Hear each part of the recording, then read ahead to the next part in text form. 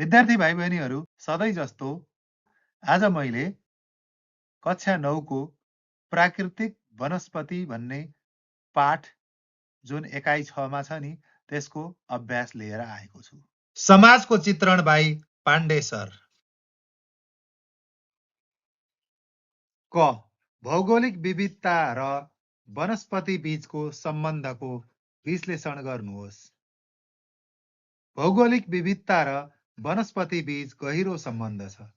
जलवायु, माटो, स्थलाकृति र तापक्रम जस्ता प्राकृतिक कारकहरूले वनस्पति प्रजातिको विकास र वितरणमा प्रभाव पार्दछन्। उदाहरणका लागि हिमाली क्षेत्रमा उच्च उचाइमा हिमालयन साग, झाडी र सदाबहार वनस्पति पाइन्छ भने तराईमा घना हरियाली जङ्गल, चिया र अन्य व्यावसायिक बिरुवाहरू फस्टाउँछन्। यसरी भौगोलिक विविधता पारिस्थितिकी तन्त्र र आर्थिक विकास दुवैमा महत्त्वपूर्ण योगदान दिन्छ।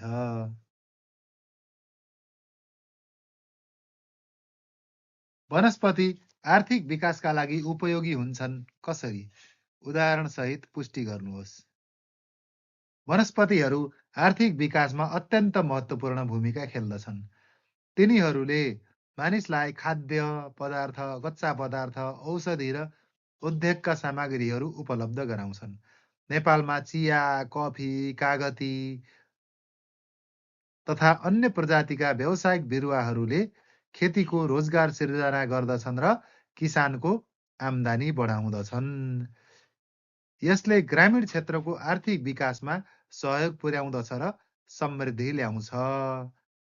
वनस्पतिहरूले निर्यात मार्फत देशको अर्थतन्त्रमा पनि सकारात्मक प्रभाव पार्दछन्।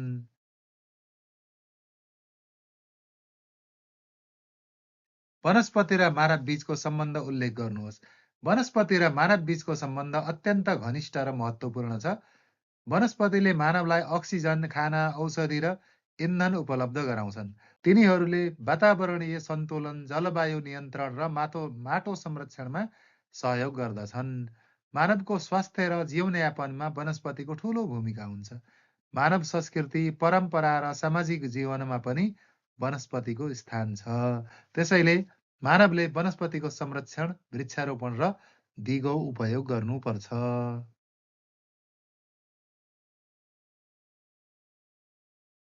नेपालमा पाइने वनस्पति र तिनका विशेषता तालिकामा देखाई कक्षामा प्रस्तुत गर्नुहोस्।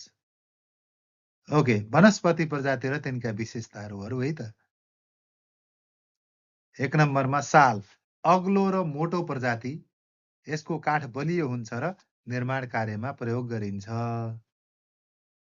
सिसौ, टिकाउ र मोटो प्रजाति। यसको काठ उच्च गुणस्तरीय भएकोले स्थानीय निर्माण र फर्निचरमा उपयोग गरिन्छ।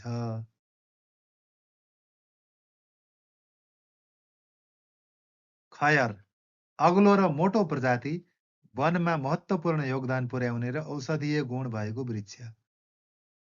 सिमल, ठूलो आकारको वृक्ष, काठ र रेशमी कपासको लागि उपयोगी।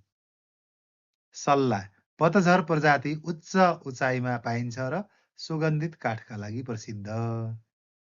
देवदार, पतझर र अग्लो प्रजाति, संरचना र निर्माण कार्यमा प्रयोग गरिन्छ।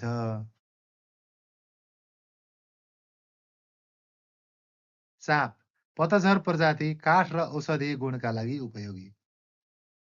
कटुस, पतझर प्रजाति, वनमा फैलिने र स्थानीय उपयोगका लागि महत्त्वपूर्ण। लाकुरी, पतझर प्रजाति, हल्का र टिकाउ काठका लागि प्रयोग गरिन्छ।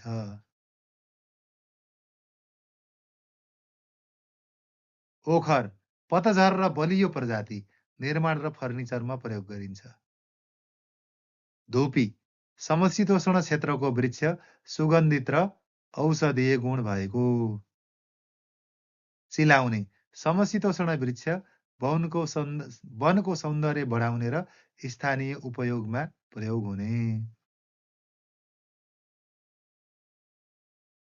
उत्तिस, समशीतोष्ण प्रजाति, वातावरणीय सन्तुलनमा योगदान गर्ने। भोजपत्र, समशीतोष्ण वृक्ष, परम्परागत लेखन र औषधीय प्रयोगका लागि महत्त्वपूर्ण।